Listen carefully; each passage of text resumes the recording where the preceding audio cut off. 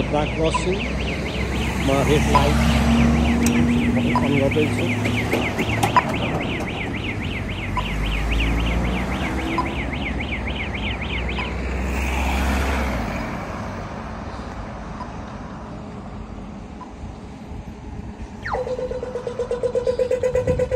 Walk sign आएको छ।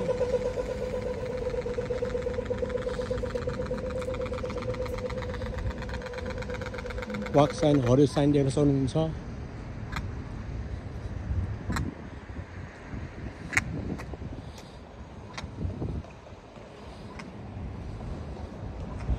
यो ट्रेनको लिग हो। यहाँ ट्रेन अहिले आएको छैन, त्यस हुनाले अहिले चाहिँ बाटो खुला छ, गेट खुला छ। जब यहाँ ट्रेन आएपछि यहाँ गेट बन्द हुन्छ अनि हामी यहाँ ट्रेन्सलाई वेट गर्न सकिन्छ। अब फेरि अर्को स्टपमा आएका छौँ। यहाँ पनि रेड सिग्नल छ, त्यस हुनाले मैले यसलाई पुस गर्छु अनि ग्रीन बटन नआएसम्म आई हेभ टु वेट, पर्खिनुपर्छ। गाडीहरू पनि आफ्नो क्युमा वेट गरिरहेका छन् अनि ट्रेन नआएको हुनाले उसको साइन पनि, गाडीको साइन पनि आउटजाउट गर्न मिल्ने खालको छ। त्यस हुनाले गाडीहरू पनि आउटजाउट भइरहेको छ।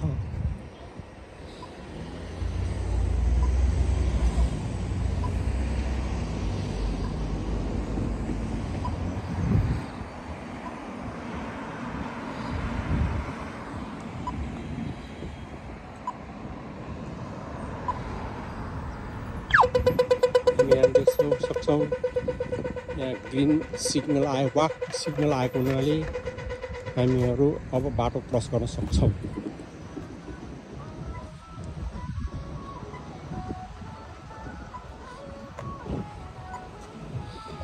यो चाहिँ सपिङ कम्प्लेक्सको पार्किङ हो।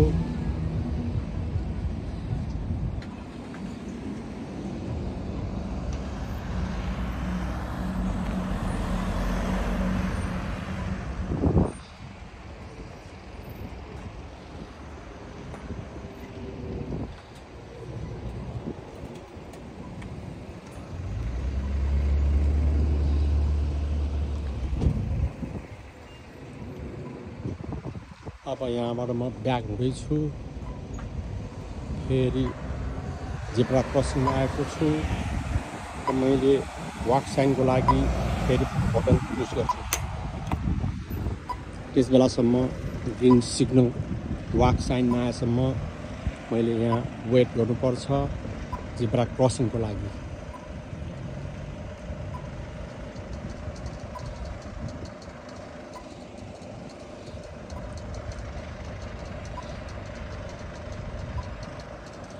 गाडीहरू पनि आफ्नो लाइनमा वेट गरिरहेका छन्। यिनीहरू रेड लाइट भएको हुनाले अगाडि जान मिल्दैन।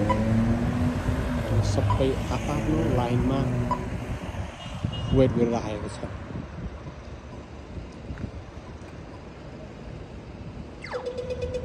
ग्रीन सिग्नल आएको हुनाले मैले अब क्रस गर्न पाउँछु।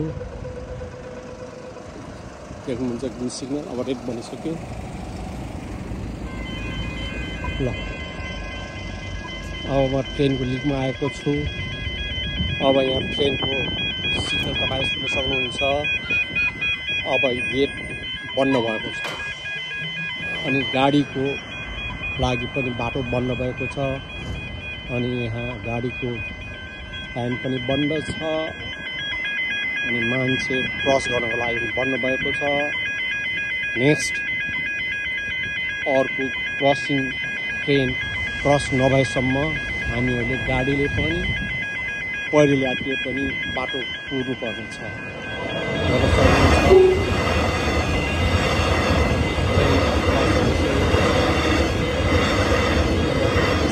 गेट खुल्यो भने हामी अब पास गर्न सक्छौँ। अब गेट खुलेको तपाईँहरू देख्न सक्नुहुन्छ।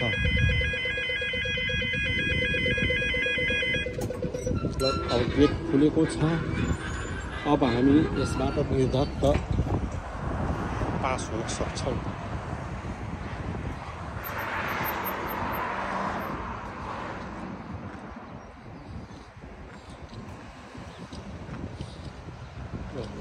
shopping complex Ulud.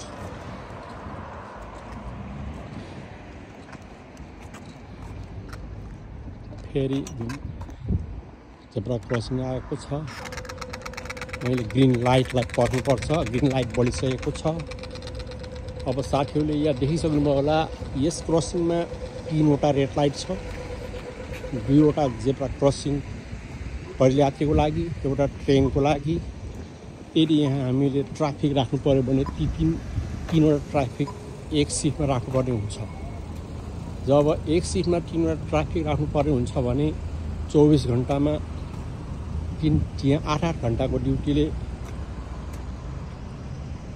9वटा क्रसिङ राख्नुपर्ने हुन्छ तर जब यहाँ सिस्टमले काम गरेको छ भने यहाँ 9वटा ट्राफिक राख्नु पर्दैन 0 ट्राफिकले पनि सिस्टमले काम गरिरहेको छ त्यस हुनाले सिस्टममा काम गर्न लाग्यो भने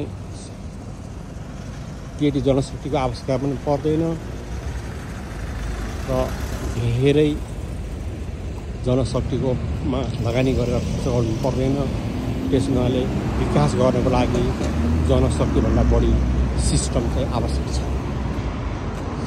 साथीहरूले याद गर्नुभयो होला ट्राफिक लाइनमा पनि कति सिस्टमले काम गर्दो रहेछ यो एउटा सानो एक्जाम्पल मात्रै हो यस्तै गरेर धेरै कुराहरूमा सिस्टमबाट पनि काम भयो भने देशको विकास माथि जानलाई केही बेला लाग्दैन साथीहरूले यो चाहिँ मनन गर्नु होला अथवा तपाईहरुले कस्तो अनुभव गर्नुभयो कमेन्ट तपाईहरुको सुझाव कुनै पनि भएन मलाई कमेन्टमा कमेन्ट गरिदिनु होला।